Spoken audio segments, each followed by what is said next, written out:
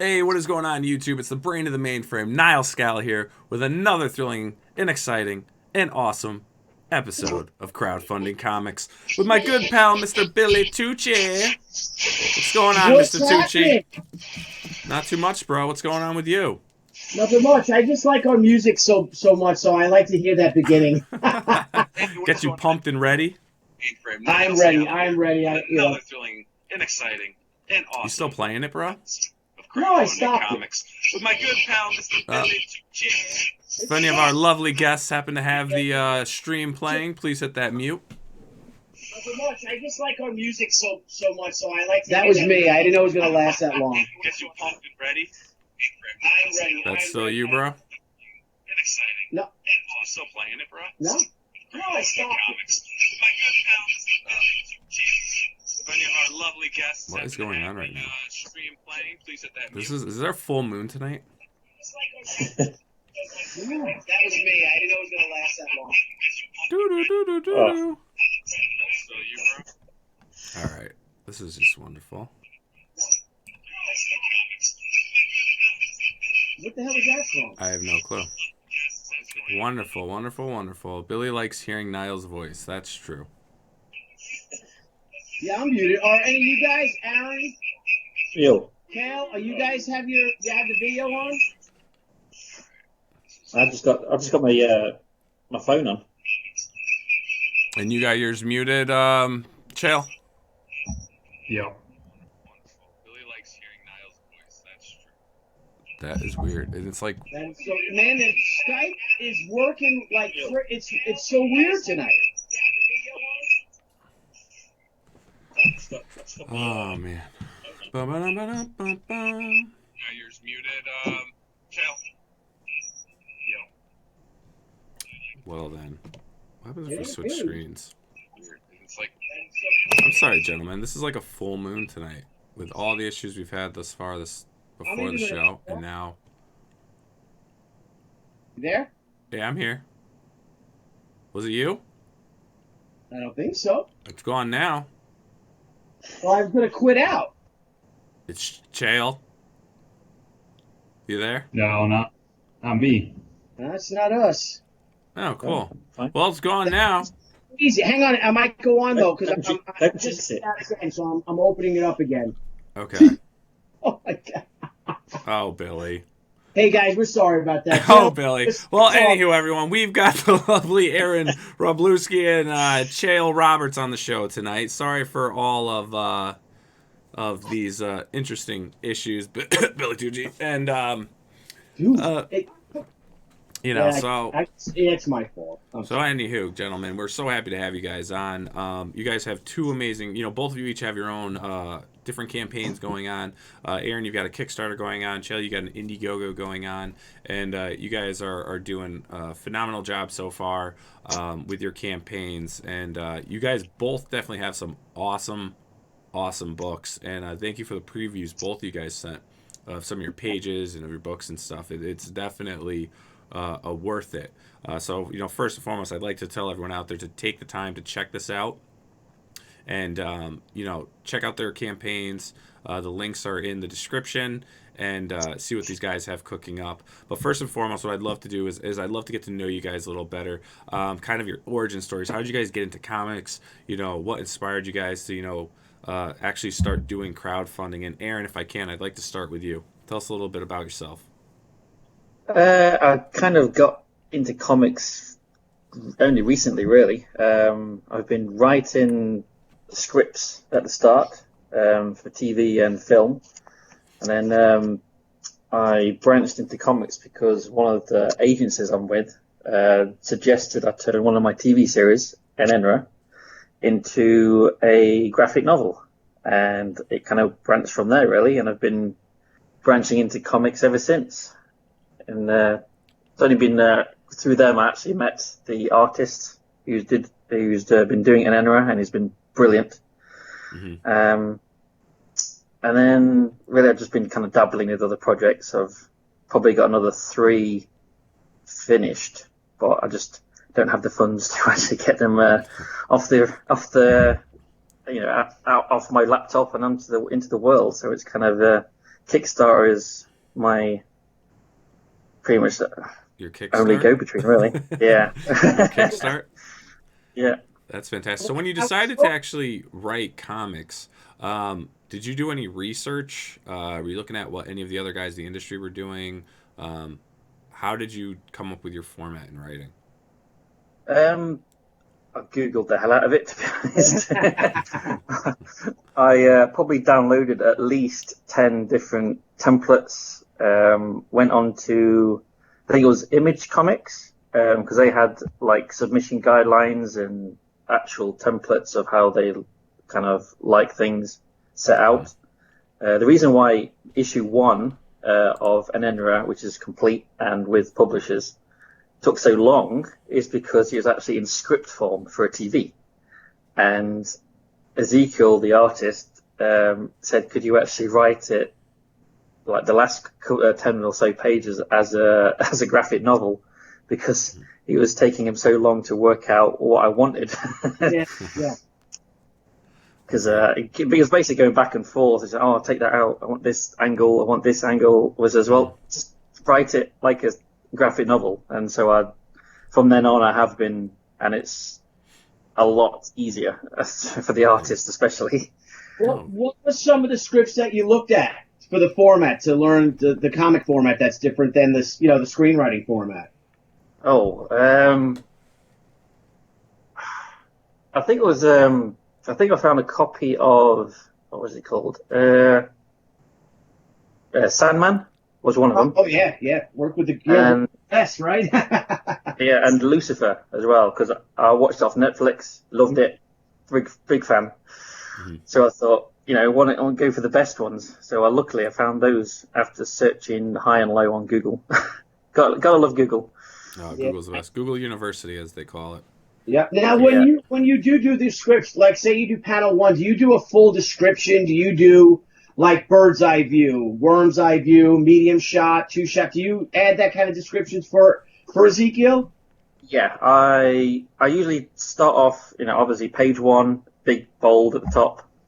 Panel 1, either large, long, so it's the top of the full length of the page. Small, or just some kind of description of how the shape and size of the panel. Brief description of what you're looking at. Sometimes I go way too far into descripting because I've written 2 novels now as well. So he's basically saying put as much detail in as you can, so he doesn't have to keep asking questions, which I'm pretty good at. And then any dialogue, captions, things like that I need to put in, and then I basically go on from there, really. I try and keep it maximum as 6 panels. Very occasionally I go into 7 or 8, but usually they're quite small. Right. And then if it's a double page, obviously I say page 7, 8 brackets, double page, and then so he knows that's going to be a big project for him to get his teeth into. What program do you use to write? Just on Word.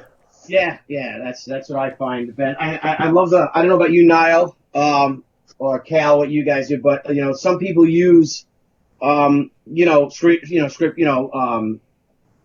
Pro or Final Draft, things like that. And I just use Word. Yeah, and I experimented with that myself too when it first came out. I'm like, I got to work in Final Pro, Final Draft, I mean. And I'm like, you know what? Word is so much easier. Yeah. I'm used to it as well. I've been using it since school days. Yeah. That's what I'm used to. Oh, yeah, I grew up on that. So, Chael, man, how did you get into this crazy world of comics? Well, I've been reading comics most of my life. Probably back to the late 80s. I got into my older brothers had Marvel, G.I. Joe, and Transformer comics, so started flipping through those probably just after I started reading, and then around the age of 12, I had a buddy who introduced me to the Death of Superman, and from there it kind of took off and got into X-Men and Batman and just about everything. And that inspired you then to move forward and start making your own comics?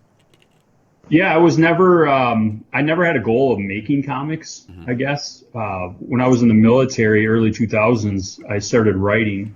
I wanted to write a novel and started working on a novel. And out of that, 15 years later, got a short story outlined. And after getting it, into the following a few YouTubers who were comic fans and some comic creators, I thought my short story would make a good comic. Oh, very cool. Nice. Now, Well, was thank your you. Well, yeah, if I may, just Yeah. thank you for your service, buddy. What were you in? Navy. Well, anchors away, buddy. Thank you for your Yeah. service. Really, Thank you. seriously, thank you. I'm really glad you're here, buddy. yes, Yeah, So, me too. yeah. yeah. So now, your short story, was that taken from the novel you wrote, or were writing? So yeah, it was kind of.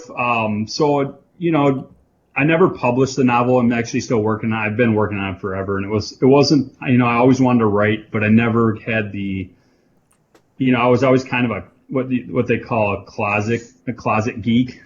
I was very heavily into sports, and I kept my nerd lifestyle, my geek lifestyle, kind of on the down low, and nobody knew I wrote. I like to write, and I was never brave enough to publish anything. But during one of these rewrites, I kind of had to push the plot along, and I added in these characters that were supposed to be these dark-skinned warriors from a faraway land, and so I created outlines and then a backstory for these characters just so I could write them a little bit better. And out of that came Guardians of Erloth. Very Nice. cool. Now, has there been anyone that's kind of inspired your style of writing? Yeah, I grew up reading a lot of, I want to say Louis L'Amour. He was more first person. I don't write in first person. But I was a big fan of Louis L'Amour, Max Brand, Timothy Zahn, Jack London. A lot of these are great writers that write in a different style, with the exception of Timothy Zahn. So I would say probably Timothy Zahn, and then Margaret Wise and Tracy Hickman, authors of Dragonlance. Oh, nice. Very cool. So, how did you learn to write in comic book form, like in comic script form?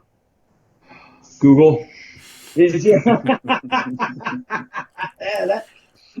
What a beautiful tool Yeah. that Google is. yeah, exactly. Yeah, I write the Marvel method. That was the first method. I've read film scripts for like Star Wars and whatnot growing up, just out of curiosity. So I kind of knew how they wrote, scenes and stuff. Not that I was an expert, but I Googled and looked, and the Marvel method was the first. And I'm I like a lot of details and description. And when I hired my artist, I basically wanted to condense, chapters of a book into these scenes with as much description as possible. So that when I got the art back, I didn't leave anything out. I was getting as close to what I was paying for and what I wanted. Right. Oh, very cool, man. That's Absolutely. cool. So let me ask you guys something. We're in such high demand now for people that want to be on the show that we're doing like dual guests. Before we used to only highlight like one guest per show, but now we're bringing on multiple creators, and this is the second time by coincidence that we have a Kickstarter and we have an Indiegogo on the show. What came out of curiosity? Why did you guys choose the platforms you're on right now? And Chael, we'll start with you. I was familiar with Kickstarter. I'd actually backed a book, and I actually saw Brand when it was on Kickstarter. I knew I knew that it had a farther reach, but there's a lot more. I feel like my work could have gotten lost on there because of there were so many, projects going on, and then with Comicsgate and all the buzz around Indiegogo the last year and a half, I thought that was, for a new project and somebody unknown, I thought it might be easier to get noticed on Indiegogo. So that's why I went that route. Very cool. And Aaron, why did you go the Kickstarter route? Well, like I said, I'm quite new to the comic genre, so it's pretty much the only platform I'd heard of. through the grapevine, and so I thought Kickstarter. The first time I actually heard Indiegogo was all the adverts on Facebook. So it was kind of like, oh, what's that? So I started looking on it. So maybe next time when I do issue 3, I'll try that. Very cool. And Also now, I'm sorry. No. go ahead, Billy. It's fine. I just think that there's nothing really stopping you guys from once your campaign ends to switch to go to the other platform as well. You know, why not try to reach? That's what we're doing. We had the thing we called it no fan left behind, and with the new She book, I went on both. You know, and I did it with the Zombie Sama book, and it was amazing how you reach people. That because there are people that will just buy exclusively on Indiegogo, and there are people that buy exclusively on Kickstarter.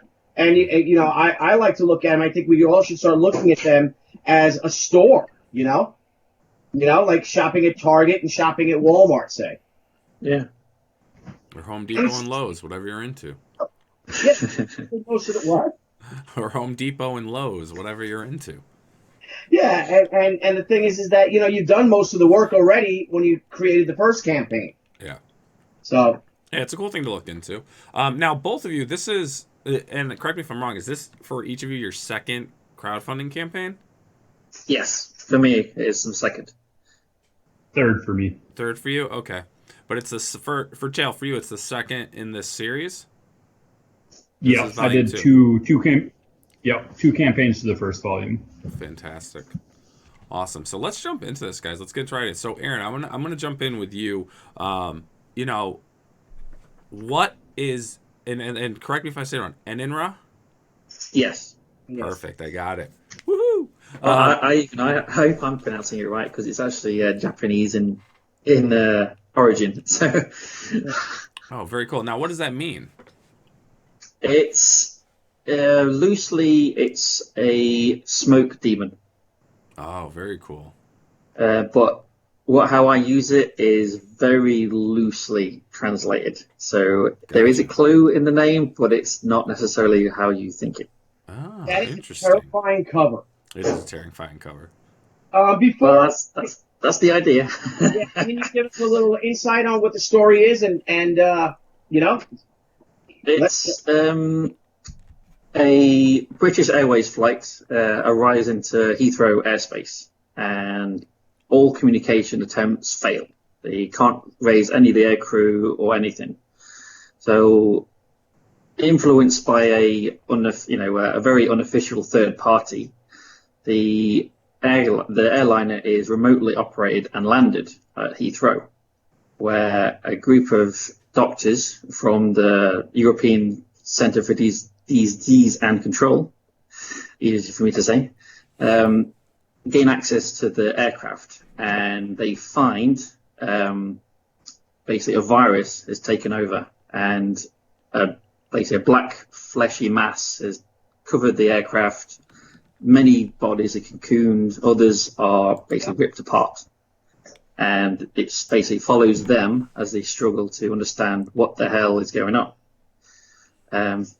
Also, there's a few, at the start of each issue, there's like a glimpse into the future. So it's kind of a pre and post apocalyptic tale. So the main story follows how they get to this endpoint, where the beginning of each issue shows Survivor, as I call him, as he struggles to basically deal with all these mutated creatures and survivors, and basically just surviving day to day, as in this new apocalyptic world that's taken over. Wow, that's an intense story. That's terrifying, dude. That is freaking terrifying. That is terrifying. Yeah. So let's what I'm gonna do. Let's switch over. Let's check out your campaign. So you have 15 backers. You have 16 days to go. You're looking for a goal of $1,500. You're currently at $298. What I'm going to do is I'm going to play this video. I'm going to play your Kickstarter video for everyone. Now, the audience can hear it. You guys won't be able to hear it. But let's play this to go in line with what Aaron was just describing about the book.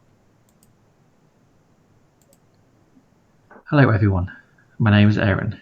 I'm the writer and creator of Enenra, and together with a fantastic artist, Ezekiel, we have brought my graphic novel to life. Enenra is both a post-apocalyptic and present-day horror, in that the first pages of each issue gives a glimpse into our future, following a man trying to survive in this new and terrifying world. The main storyline, however, is set in the present and shows the journey in how humanity reaches this endpoint. Issue 1 begins with a British Airways flight that arrives into Heathrow airspace, but all attempts to make contact fail. The pressure from an unknown but highly influential third party, Flight BA432 is allowed to land. Dr. Richard Marin is the main protagonist. Together with his team at the European Centre for Disease and Control, we follow their attempts at understanding and stopping a virus, the likes of which has never been seen. Issue 1 is complete and currently with publishers at Mycosia. This Kickstarter is for Issue 2, but any money above the target goal will go straight into Issue 3 and beyond. Thank you for your time, and I hope you will enjoy my novel in stores very, very soon. The art is absolutely beautiful in that book, Aaron. It's haunting. Yeah, he's amazing. Who's your artist? Tell us a bit about your artist, Yes. Rubio. Yeah, it's Ezekiel. Basically, like I said, I found him through the agency I'm with. They snapped him up, as soon as they could, because he is massively talented. Yeah. Like the image you've just got there that's the first page. That's a double first page of the comic. That shows very much the world, in the future. We glimpse at it, and like that's London. Looks like London Bridge as the vegetation's taken over. But everything I've asked for him, he's been brilliant. It's gorgeous, and like you said, it's right. It's haunting. Yeah. It is haunting. And I love like these little splashes of color, like the backpack here, right? Yeah. Just most of it is you can tell the different tone between the first few pages and the main text, the main part of the book, and we try to like incorporate any kind of little bits of color just to kind of emphasize like a certain part. And that's all the characters he drew for us. Beautiful work, man. It really is. Now this is issue 2. So how can people get a hold of issue 1? Issue 1 is currently with publishers, Mycosia in the United Kingdom, but they don't release it until issue 2 is complete. Issue 1 was completed on the profit sharing basis with Ezekiel, but unfortunately he can no longer do that. Hence why the Kickstarter, because I've literally just moved my family to the United States from Scotland. Oh, well, so money is very, very tight. And you're like a meteorologist, or it's a meteorologist. Yeah, it's not the weather. Yeah. I measure with lasers. I measure and align items basically for clients, like the hydro dams. We're installing the new generators. Oh, so we align the shafts to the bores and everything. So we use lasers to measure and align very accurately. Cool. Wow. Smart guy over here playing with lasers. Yeah, that Chael guy's playing with lasers all day long. Yeah. That's awesome. He's a walking, talking Death Star. There you go. I'm sure it sounds a lot cooler than it is. So, are you a doctor too, or what? No. So what do you do, Cal? How do I pronounce it? Chael. Chael. I'm sorry, which is much better than Cal. Cal's stupid. Forgive me. Kale's a vegetable. Well, what do I do for a living? Is that what you're asking? or just tell us about yourself. Yeah, I run a facility that manages data infrastructure up here in the Twin Cities. Oh, nice. Like data storage? Yep. Facility and the infrastructure around the data storage. Mm-hmm. Very cool, man. That sounds like an exciting job.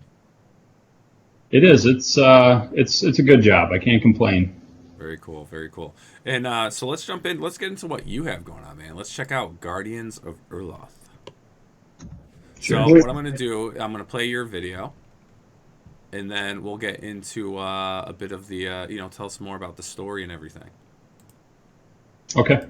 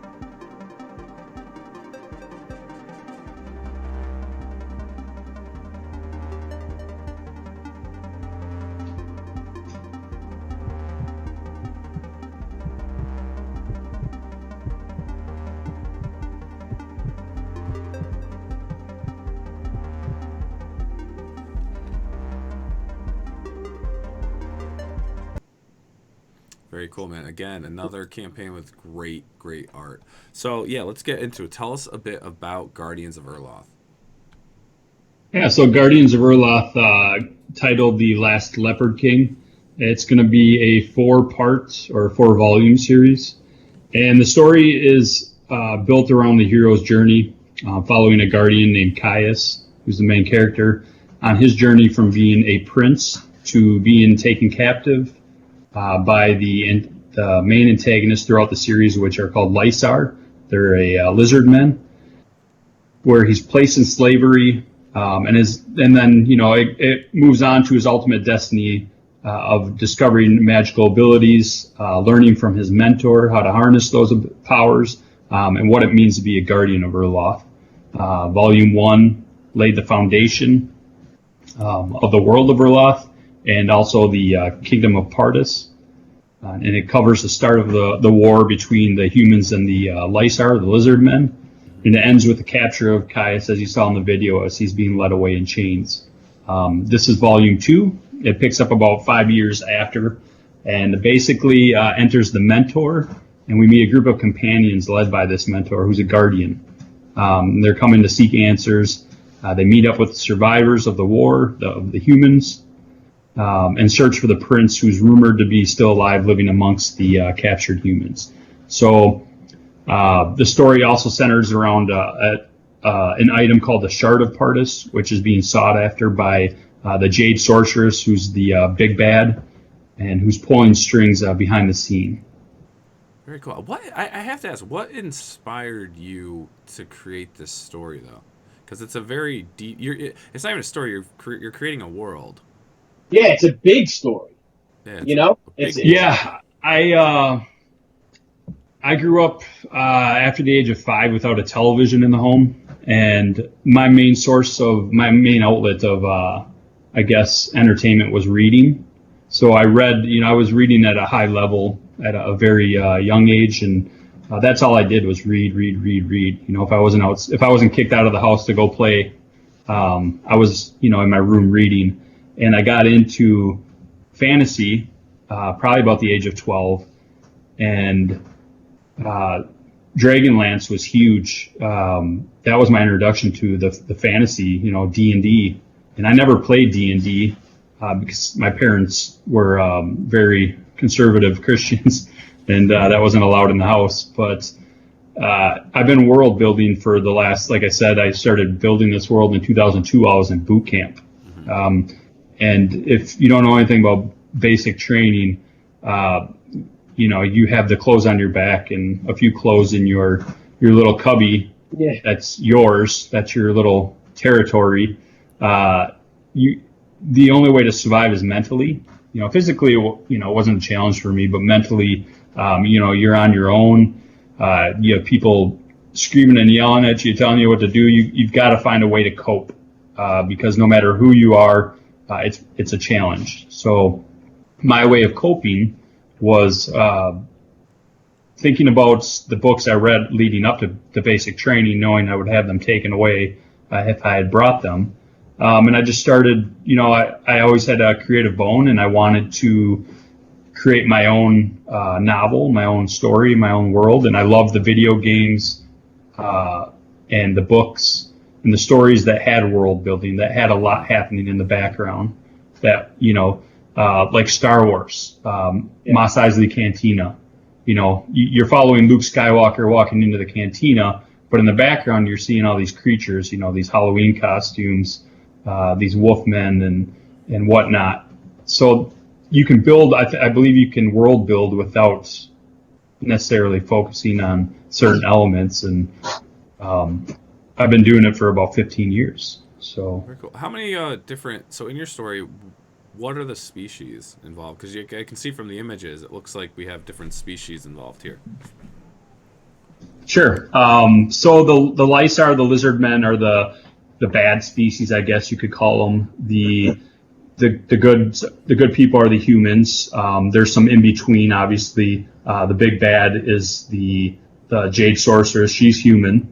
And then we have in Volume 2, we have a group of companions who are a mix. There's an elf, a forest elf, which you can see is the blonde elf on the lower part of that art. Yeah. And then there's a shadow elf, and she's on the upper part. So I'm trying to introduce more fantasy elements in this story. The first story does have fantasy elements, but it's about laying a foundation and more about story, I guess, than focusing on just magic and sorcery. Yeah. Now, you have great art. You have great coloring in your book as well. How did you go about finding your artist? We met online. So. How did you find your artists online? Because that's what we get a lot of questions of people, like writers searching for artists. Was there a particular? Was it like an Instagram? Was it on Facebook or how did you go about finding yourself an artist? Reddit. It was. I don't remember the website. I think it was called Artists for Hire. I can't remember the website. I have to go back and look. But I started doing research. Same thing with the whole how to write a script. I did a lot of research before I hired my artist. I found him. I found a couple others. I emailed them all. I looked at their arts to make sure it matched what I was looking for and it would fit, the genre. Yeah. And I found Ryan Best, and he responded to me, and I was able to see he had previous work listed, and he had worked for Zenoscope, on Comixology. He had other work for independent creators, so I was able to look at that work, and I liked what I saw, and I gave him some character descriptions. He came back to me with some character designs, and right away I knew, that was my guy. Oh, hell yeah. Oh, and Eric Weathers lettered for you. We know Eric. Yeah. Oh. Eric, man, he's a machine. He letters everything, literally. I don't know how he sleeps. And Kanan White did cover art for you. That is awesome. He's very, very talented. Yeah. Yeah, you got yourself a great team too, man. So what's art and color. Oh, so Ryan did art and colors. Okay, sorry, I missed that. Very cool. All right, Billy, go ahead. My bad. No, where are we at? So we have 10 days left. Yeah, you got 10 days left. You're looking for, you have a goal of 3,000. You have 48 backers, and you're currently at 79% funded. Yeah, you'll get it too. Yeah, so for both of our campaigns tonight, guys, that we have highlighted here, I mean, back these projects, share them, do whatever you can. Let's get these wonderful creators with these great products here, get them funded. What's cool tonight, Billy, is we've got 2 books on here, right? 2 very different books.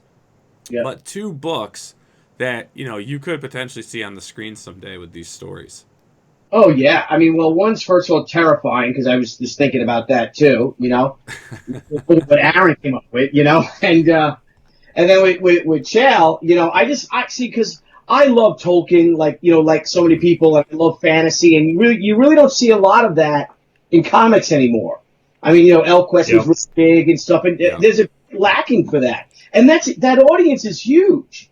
The D&D, the Lord of the Rings audiences, and it's great to see something like that. You know what I mean? That is epic and big. And I mean, you're a real ambitious person, because I find that so intimidating to try to create, But again, like you said, you've been doing this for years, since you were back in, in basic training, in boot camp. And that was a cool way for you to cope, which is kind of funny, because I created She in 1990 when I went into the Army, and I had the same thing. I had my little story that I would sit there and, and that was always I had a little moleskin journal, so I'd write it in and my little story, stuff like, you know what I mean? It was cool. It's a nice escape. Yep. As I said, it's so stressful, and it's all mental, really, for the most part, because you can do the physical stuff. But I love that you did. We're similar like that. That we did stuff. The same sort of thing. Mm-hmm. Now let me ask you guys, because we've got 3 writers here, right? So, and you're all 3 of you, including I'm talking with you too, Billy. You've all have your story, right? You all have your characters and really your franchises you're building. How are you keeping it fresh? How do you keep the ideas flowing? Yeah, Aaron. I try and dabble in other things. I've got multiple projects in the background to work on, and then I come back to this when I get inspiration, just so it keeps it fresh. I'm not bogged down on one thing, because I tend to overthink it, and then I'll come back and like, oh, that's terrible, delete everything. So I kind of juggle as many balls as I can without, confusing myself. Now, just that you brought that up, that you overthink things. And Chael, do you do that too? And if you do you have someone that you trust, their opinion, that helps you keep that in check? That you don't keep changing things, that you don't keep overthinking things? No, in writing, not so much. What I've been doing is, I learned that if you write something, then you leave it for a while, and like he mentioned, if you come back to it, you have other things to do. I have multiple stories going on that are different, and I'll switch back and forth because I'll be driving down the road and I'll think of something, and then I get in this need to write for so much time, so I'll get home and I'll do it, or I'll do it at when I get a chance to do it. Hopefully my bosses aren't watching this, but sometimes at work, if I think of something, I work on computers all day, so I keep a hard drive on me with files and documents and Word documents. So I try to surprise myself. Sometimes I just do stuff randomly, unexpected, just to keep myself. Like I'll do something with the characters that I wasn't planning. Yeah. So. Nice. How about you, Billy? Yeah, well, Debbie, we had an argument yesterday, my wife and I, about that with the new sheet script I'm working on now, and and as you started off, Aaron, you'll come up with something like, oh, that works so much better, and then you kind of can get locked in not finishing something because you keep wanting to change it, or again you overthink it. And my wife, she's my most ardent supporter, but she's my harshest critic too.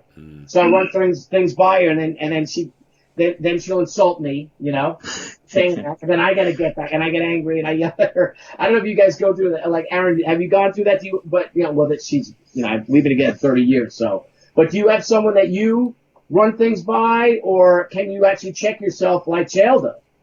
I generally try and check myself because I've had my wife look at one of my novels, and we almost had a divorce after the first page. Yeah. She unbelievably slated it because she used to be an editor for her high school newspaper. Oh, Jesus. So she looked at mine, and there were so many grammatical errors because I find it very difficult to edit my own work. Mm-hmm. Right. And she had no problems telling me everything that was wrong with it. So she hates doing it. So I'm looking at trying to find an editor for my novels at the moment. But again, money, family responsibilities. So it's kind of my daughter and family take preference at the moment. Oh, of course. Always. Here, yeah. Slowly but surely, though. Surely you'll get there. you know. But yeah, man. So another thing we got going on tonight, guys. I don't know if you know, at 10:30, we're going to be doing another show tonight. And this one's going to this will get into writing processes and whatnot, because we're going to have Team She on discussing basically bringing, bringing back a world phenomena, which was she, and is she, and still is she. And, we're going to get into kind of like, I'd say like the behind the scenes, what did they do, writing processes, bringing back this character, new stories, all that stuff. So, I think we're going to be continuing the theme of authors, Billy. Yeah, and I think we should, and we've talked about this before, and gentlemen, if you guys are available in the future, we want to start doing shows in 2020 that focus on such things. So we'll bring several writers on, and we'll just ask you about the writing process, and we can have almost like a roundtable discussion about story breakdown, story, you know what I mean? Mm-hmm. Story beats, editing yourself, right? Because that is so hard. Because again, we could fall in love with our words or something and just keep writing. Yeah. And the hardest thing or it's almost like a sense of accomplishment, almost like when you're a kid and you do your homework on time or something like that you actually are able to edit yourself, because it's so frustrating, Who did their homework? Yeah. Well, you do your homework and you're prepared and you get into class and you know what you're doing. Don't you remember that sense of accomplishment? You don't forget it. Unbelievable. What the heck's this guy talking about? Smart guys here. But we'd love to have you guys come back on in the future if you'd like to do that. Of course, we'll talk about your projects too, but maybe we can have a little tutorial about writing comic scripts. Yeah, no problem. Always willing. Yeah, now, are you guys doing any conventions or anything? I'm not, no. I've done one. I actually, the one I went to last spring was MSP SpringCon was my first con. Mm-hmm. I lived in San Diego for 2 years and never went to Comic-Con. But that was my first, and I got to sell, and it was a fun experience. Nice. Do you guys have anything planned in the future? Oh yeah. No. No, not really. Just write and work, really. That's enough, right? Pretty much. It takes most of the day up. Yeah. And now, Aaron, do you have any other stories in the works? Because I know Chael mentioned that he does, and that you have other things besides Guardians of Erloth, right, Chael? Yep. Aaron, anything in the pipeline for you? Yeah, I've probably got too many to list, to be honest. I've finished one novel, like I said before. I'm writing the sequel to that, which is a dark fantasy. Mm-hmm. The first Kickstarter I tried, unfortunately, it didn't do very well. That's a anime sci-fi fantasy series, which I'm hoping, once funding is available, to turn that into a manga comic. Mm-hmm. I finished 2 graphic novels. One's Exorcism, deals with that, and another is like fights between angels and demons. So I have a few in the back burner, which I'm hoping to get out there ASAP. Oh, very cool. And Chael, what's in your pipeline? What do you got coming up? If you can share. Yeah, a lot of historical. I like fantasy, so I'm going to delve into the historical fantasy through a number of periods that are connected, and from the foundation of Rome, the fall of Troy, all the way through the Civil War and World War II. Oh wow! Where do you guys live? Minnesota. Oh, that's right. We talked about that. That's right. I'm sorry. And Aaron just moved to Seattle recently. Oh, you're in Seattle? Yeah, just south of Seattle. Very nice. Very nice. How's your weather up there, Chael? It's cold. Winter's coming. Yeah. How about you, Aaron? Is it cold? Is it wet? What's it like? Little wet, not very cold. It kind of reminds me of Scotland, to be honest. Oh, really? There you go. It's wet there. So let me ask you guys, how can people stay in touch with what you're doing? Aaron, we'll start with you. Do you have Facebook, Twitter, Instagram? How can people keep in touch with what you have going on? Yeah, I'm on Facebook. and I'm on Instagram. It's basically just my names, really. Just put that in there, and I should pop up. All right. Chael, how can people keep in touch with what you have going on? At Chael Roberts on Twitter is the one most active. I do have a Comics Du Noir on YouTube. It's not. I don't have too much content right now. I've been working towards that the last couple of months. Extremely busy, but hopefully that will pick up here in the. Well, I'm about to have a kid, so I don't know if it will pick up too much in the near future. But congratulations! Congratulations! Do you know what you're having? Boy. Oh, Yay. fantastic! There you go. Nice twins. No. Nile has 1-year-old twins. Yeah. Okay. I just wanted to know if you want congrats to to be you. club. I'm a part of my club, but I guess you can't now. It's cool. It's cool. Maybe next time. Go around round 2, twins. All right, we'll see about that. Well, that's awesome, man. Congratulations. When are you due to be a dad? December 26th. Oh, December. There you go. That's right around the corner.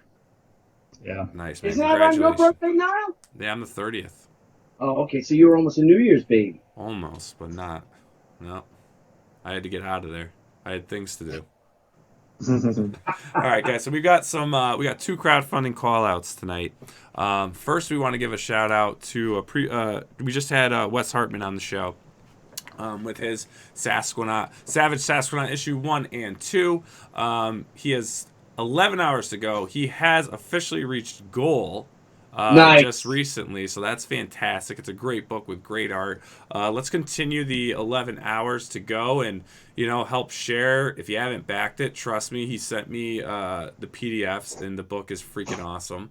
I've backed this. Billy's backed it. It's a great book. You definitely are not going to be disappointed. A fun space thriller action. It's freaking Bigfoot in space. How can you go wrong? What's more fun than that? I mean, really. Come on. And then we got another crowdfunding call out. John Hughes Plus Ultra graphic novel from Overground Comics. Another great Indiegogo that's out there. It's 15 days left. There's currently 9 backers. They're looking for a goal of 1,000. Another great book. I'm going to play this video quick for you guys.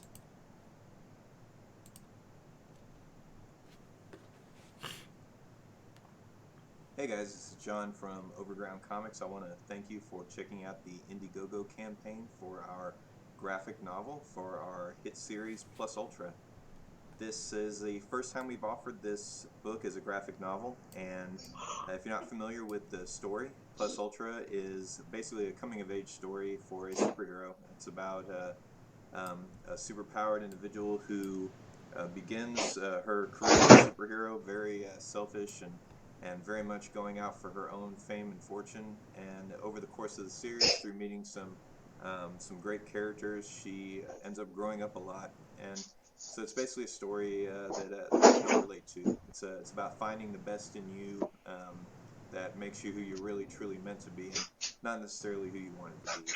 This is going to be a great graphic novel. We're really excited. It collects all 8 issues plus some surprises that you're going to love. It's going to be altogether almost 200 pages. All 8 issues together is about 160, but as I said, there's going to be some surprises, which you'll see in the story when you look at the story for the campaign on the page here. So definitely check that out. But I don't want to keep you guys too much longer. So thank you for checking out the project, and please consider claiming a perk and getting involved. And thank you again for supporting Overground Comics.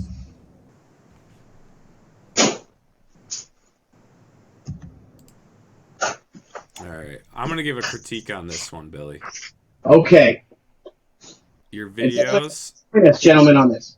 they are if it's a narration, have a slideshow, have something going. Yeah. Just having an effect over an image, it's a little painful for, your potential backers who are trying to get the information there. Should definitely add something in, panning and images. And I won't knock anyone if you don't know how to do it, you don't know how to do it. But, even just a simple slideshow. There's many softwares out there. If you got a Microsoft computer, the Photos app now does all that stuff automatic and has some cool features. So that's just a bit of my critique. As you know, Billy, I'm quite a fan of the crowdfunding intro videos. Yes, you are, but that's true, and you've done mine too. So thank you. So I'm not going to argue with you. I because I know what the hell I'm doing. So yeah, check it out. It is a cool book. It's a cool story. I was going through it a little bit before the show. It's definitely interesting. So if this is something you guys are into, check it out. If it's something you want to back, please do. The creator will support it. The art is good. It's got a great style. So check it out. Back it. If you can't back, remember you can share. Always share.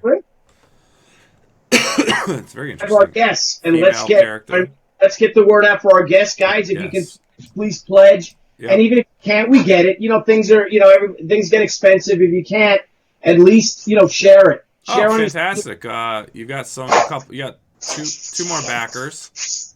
Woohoo! Aaron, fantastic! Awesome. You're now up to 16 backers with $323. And I know you got one backer when we were panning through before, Aaron. Let me see if let's refresh. Let's see if we were able to get you anything else. Nope, still at the one backer. Sorry. Chael. Sorry, I said Aaron. I meant Chael. Yeah, this is a rough. Everyone's streaming tonight. Drives me crazy.